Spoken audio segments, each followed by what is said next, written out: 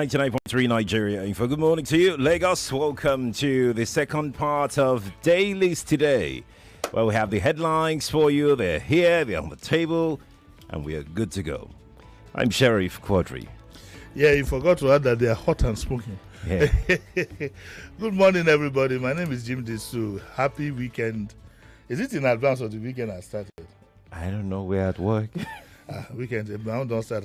Let's do quick. Enjoy every minute in this world. Well, you don't like happy this, happy that now. But this happy weekend is fine. Not it's happy new month. And this happy new weekend. Enjoy your weekend. Happy weekend. Yes. Okay. All right. Happy. One is down. Okay. So I'm happy. A few more to go. I'm happy this weekend.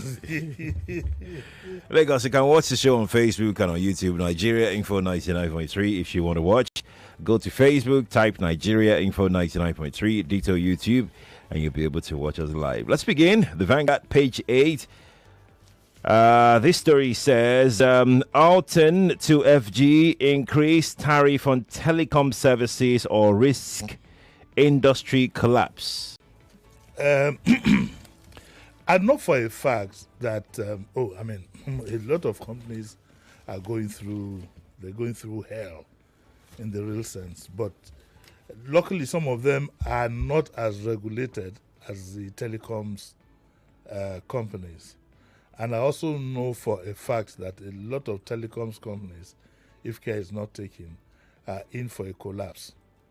And I think the federal government needs to quickly look into that area because telecoms is the fire that keeps the country going. And I remember I had Engineer Adebayo here, I think about 4 or 5 months ago.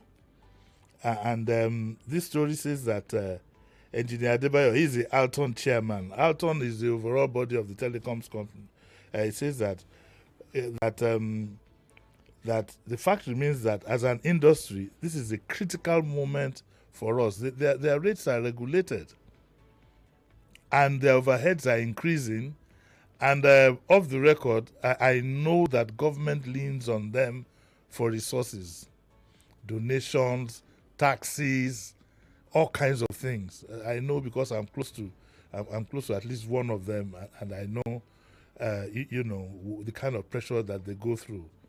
The government wants to tax anything. Today they will tax this one, they will tax SMS, they will tax this, they will tax, name it. But they won't allow them to increase the whatever. And the cost of operations. Look at telecoms, for example. Engineer was here. Imagine what do they call these poles now? Mast. These masts that you see. To maintain one mast, apart from the personnel, you have to put a guard or 2 guards there. You have to fence it out. Then you have to put a generator. Mm-hmm. You have to put a generator. So even though everybody has a feeling that, they make a lot of money, yes, they might be making a lot of money, but the overheads are killing. And therefore, they are making a case that the government should let them increase their tariffs, amongst other things. And, of course, relieve them of some of the... Every time government wants to... It's as bad as government needs... They set up something, they say, the private sector should whatever. They go and lean on the telecoms. The telecoms companies are not as lucky as the banks, for example. So, Engineer Adebayo says that it is important that we don't face the reality of what we face. We're at an inflection point. If we act, we can establish a platform for growth and delivery of better services, including better user experience. If we delay or fail to take decisions that are necessary, then the industry may not grow in the right direction. This will not only damage the interests of investors, many of whom are Nigerians and feel our daily pain, but also impact the emergence of innovation and services and products that ride telecom infrastructure and services. So NCC, I crave your indulgence because I know we have spoken a lot about this issue and I know you are doing many things to help us. We fully, at this statement, if you ask me, it's political. We fully understand because when you want something from government, you must first of all hail them first. Then whether they did something or don't do, you give them the credit. The way it is in Nigeria. We fully understand and appreciate the financial stress Nigerians are expressing today. The cost of living is the single most important factor in most people's daily lives, because I remember in the past times when people used to recharge 5,000 or 10,000, now 200, 300 recharge is what is most common, because people just don't have the money to spend, and so on and so forth. One thing I find amusing is you send somebody a WhatsApp message, you send it at 9 a.m., it doesn't get read till 6 p.m. because I can't let must switch off data, must switch off data, but in the Western world, I mean, they found a way around all that.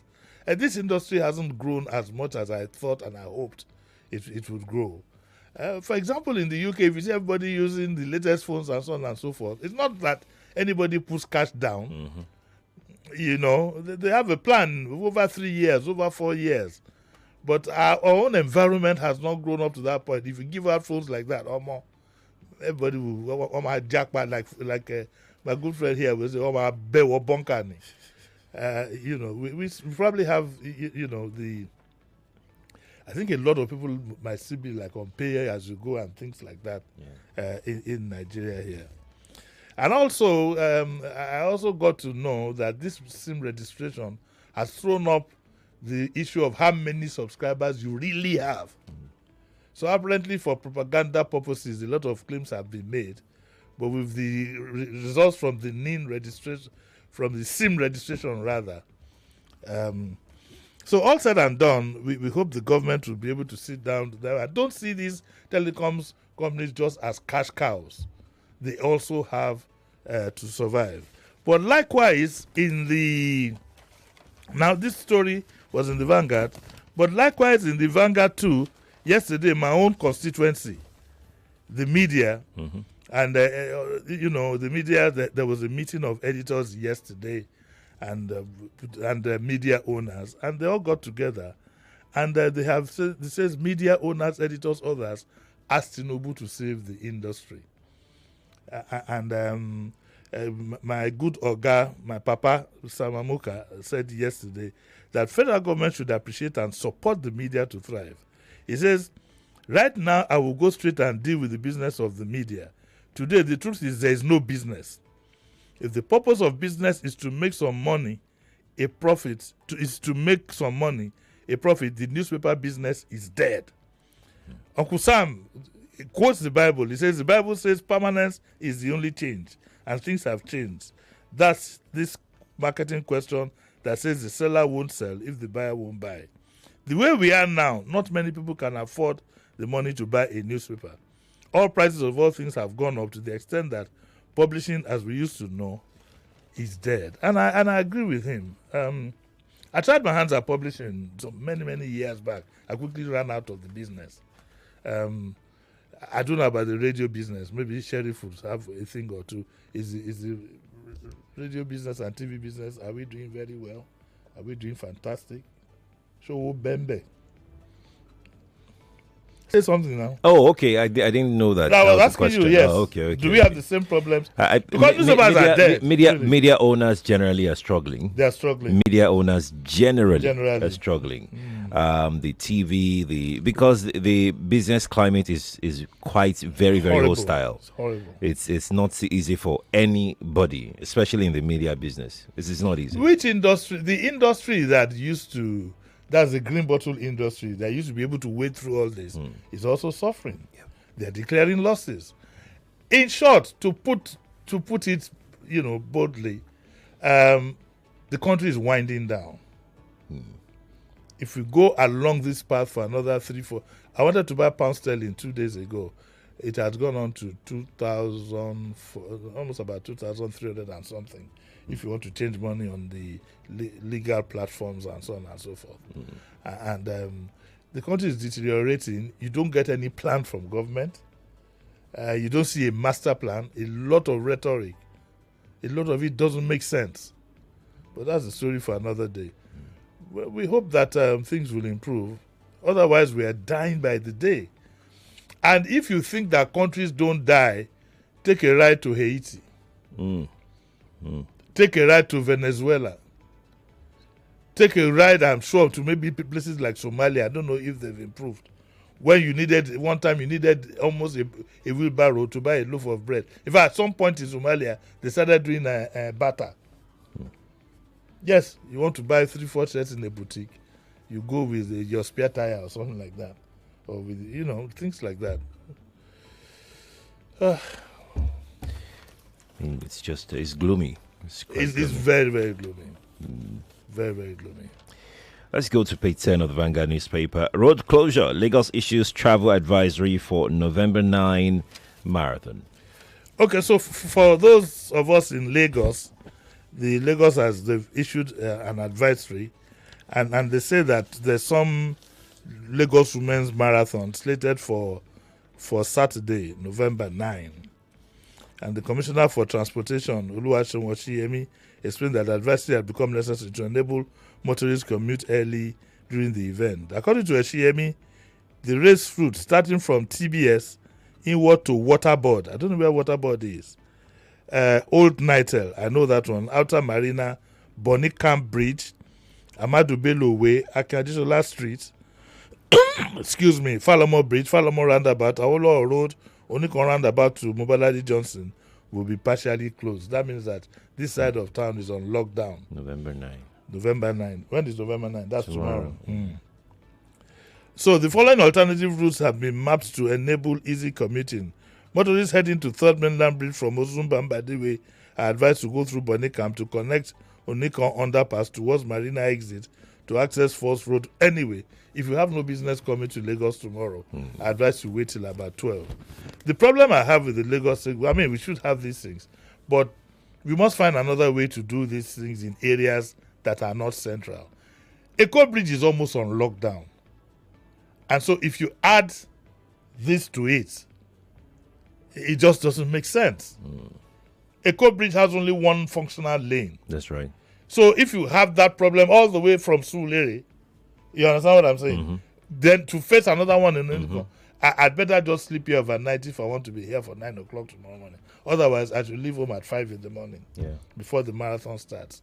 Sometimes you find these things. One time they had a rally. These things are good, but we have to find a better place and a better time to do these things so we can have an endless flow. So we can have an endless flow.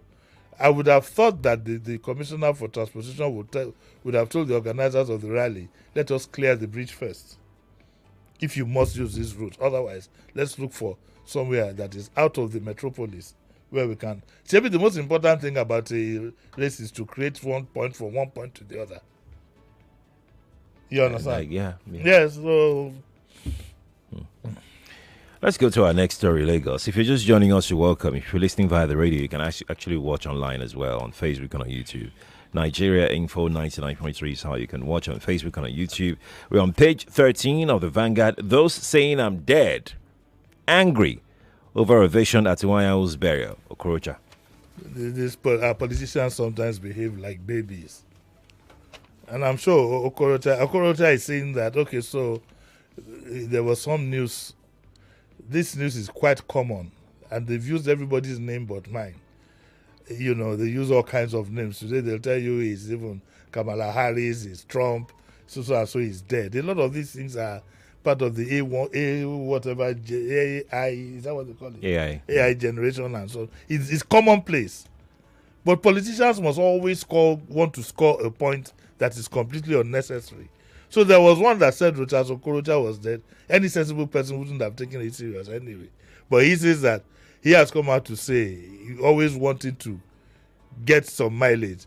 He said, the people who put it together were only angry because of the ovation that he received at the venue of the burial ceremony of Iwanyahu. How vain can our politicians be? How vain can he did it. He didn't say it in person. He issued a statement, where he threw his special advisor on media, and he said that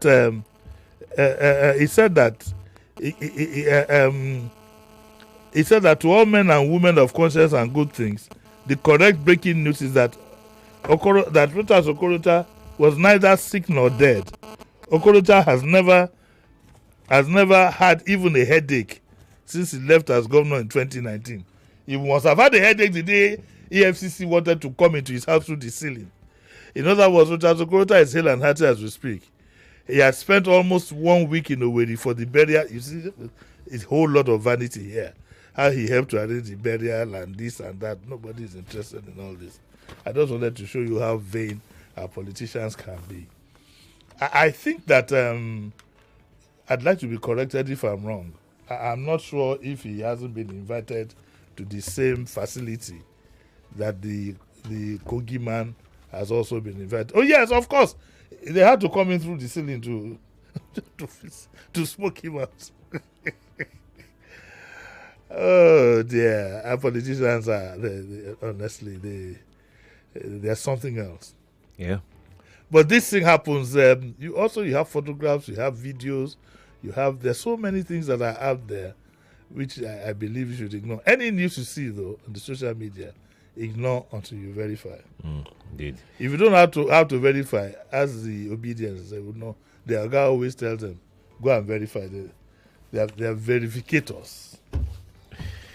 Enough of wasteful prayers. This is the editorial in the Vanguard newspaper. Yes, this is also. I hope they cancel this thing. The prayers are supposed to be organized by the wife of the president and the NSA. Leave the prayers for the churches and the mosques. They will take care of that. So the Vanguard too also believes the same. And this is what the Vanguard says. Nigerian leaders have been rightly accused of using religion and ethnicity as instruments to hoodwink the people to win and maintain power. Also remember that the First Lady too had one Ashwebi. I don't know where kind of governance in this country. Also had this Ashwebi for all Nigerians to wear. I don't know. These things are reflective of something that doesn't just sound right. In all honesty. Well, let me go on. And he says that they are also mocked for practicing religion without God. People who are culpable for ethnic profiling and fraying the fabric of our national unity through extreme nepotism can deign to pray for God to repair damage. People who are splurging on the nation's resources while grinding the masses in the dust of hunger, hardship, insecurity, and oppression of juvenile protesters believe that prayers will bring for them what patriotism and good governance brings in other sinner climes. Enough of this religious charade. If we want unity, we must encourage Nigerians to see one another as people of the same family. We must not corner the nation's high offices and resources for our ethnic and religious acolytes, depriving other Nigerians of their rights. If we want security, we must regain the confidence of Nigerians and work with them to flush out the insurgents, terrorists, armed headsmen, and bandits. And like the late liberator to say, the rats and cockroaches within our system, if you get what I mean. We need good policies and competent hands, not prayers, to revive the economy. Our leaders must lead by example.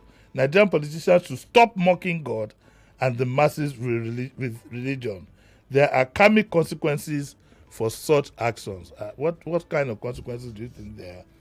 Do you know which one is karmic? I don't know. Oh my. Okay. I don't know. Says that. What do you think? Well, if it wasn't for this job, there are certain things I won't even give any thought to.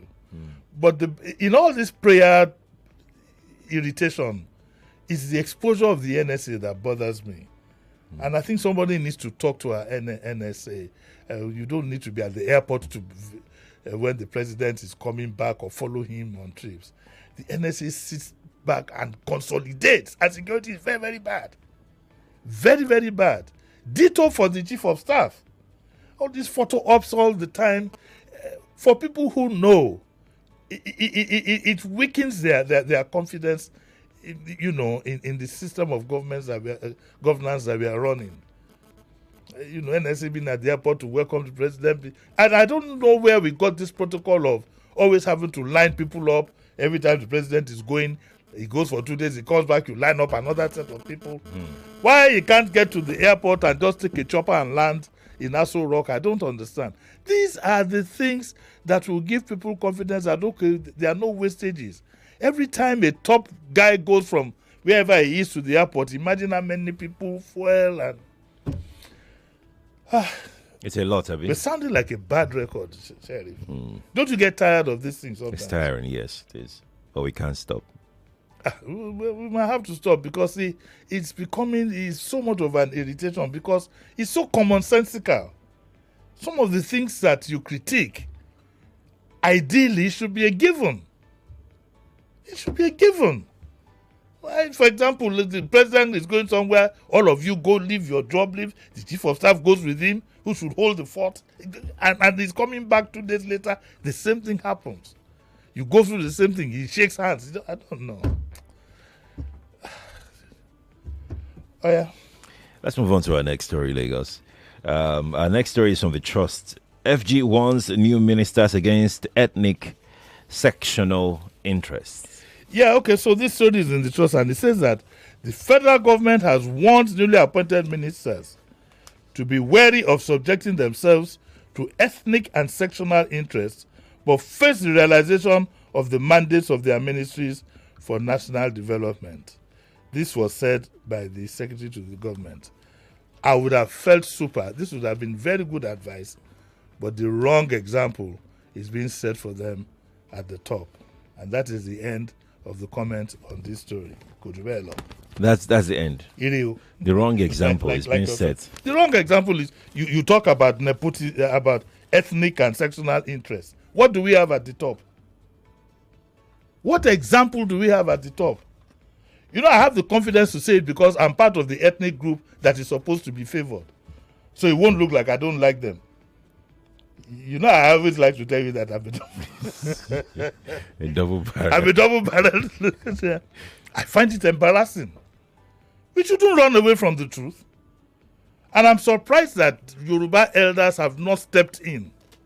Because it's embarrassing for us as a people, and our younger ones in future will suffer dearly for it.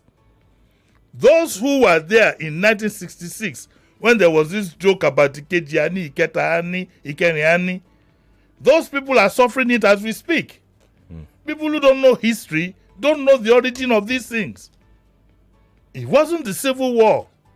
It was partly nepotism at that time. Yes. So what we are doing is that we are laying a foundation that will affect our younger ones in the future. The day you have a president that is no longer Yoruba, they will put all of you aside. You have had your turn.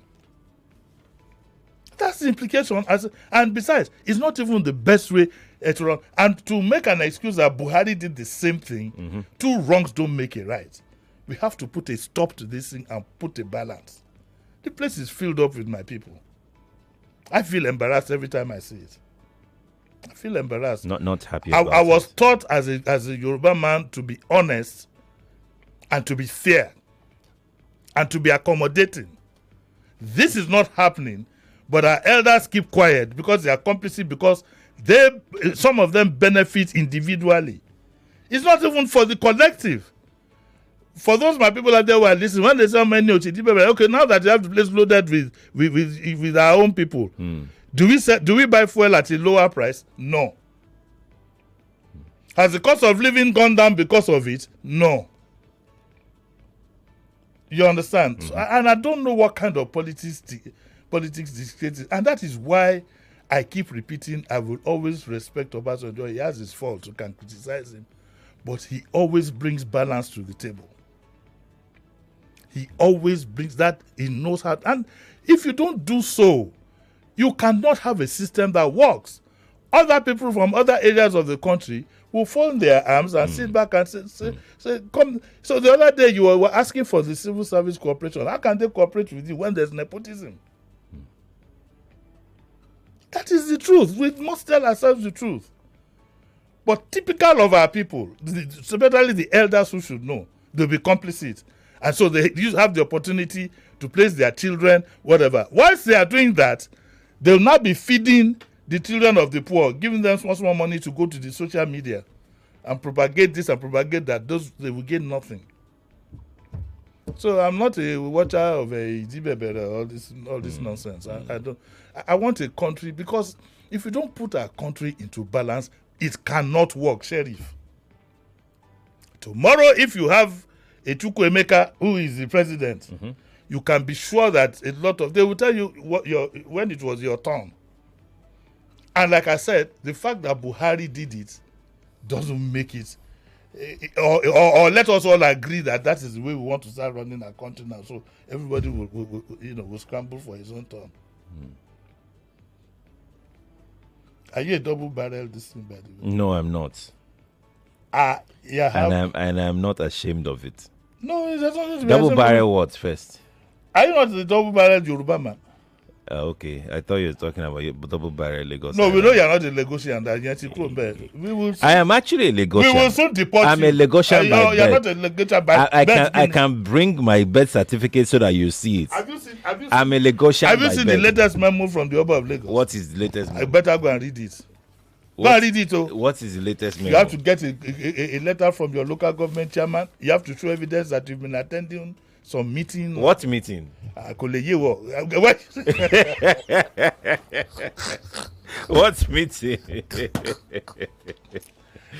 Nigeria is a joke. I tell you, it's a joke. It's a gas, And what just hurts me is that people that you expect, where are the people you expect who would stand up?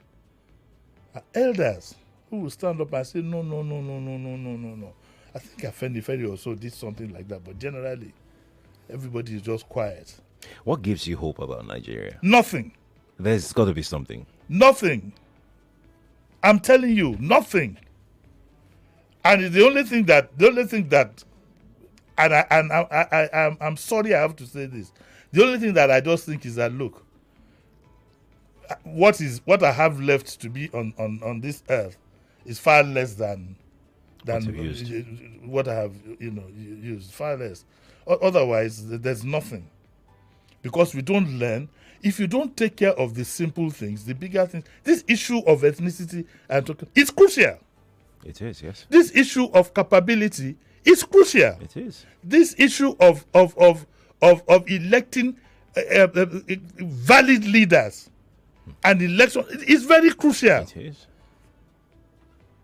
These people of trying to weed out people of doubtful character and bad character from governance is crucial. But instead of us facing that, it increases every day. It increases every blessed day. Now we have a civil service that is not well run. And that's because the entry level itself has been compromised. Tomorrow now, you want to recruit people into the CBN, go and see who their referees will be.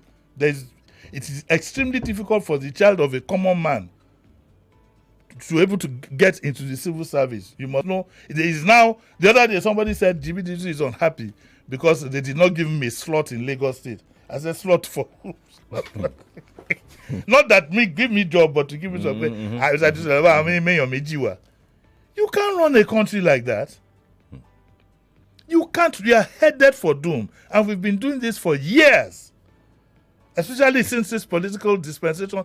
The military were a bit more balanced.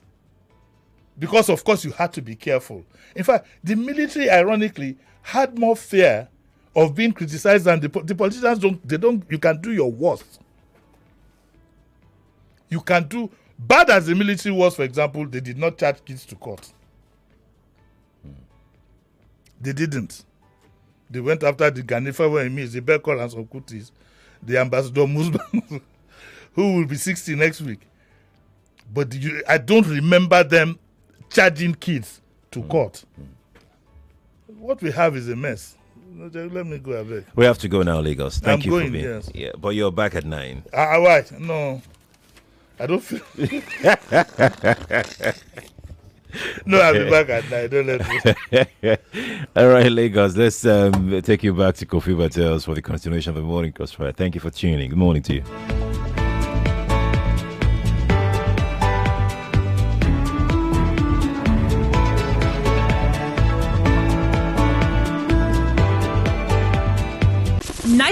.3 Nigeria Info. We are more than just radio. Subscribe to our YouTube channel at Nigeria Info FM. Check us out on Facebook at Nigeria Info 99.3. Follow us on Twitter at Nigeria Info FM and on Instagram at Nigeria Info FM Lagos for live updates as it happens. 99.3 Nigeria Info. Let's talk.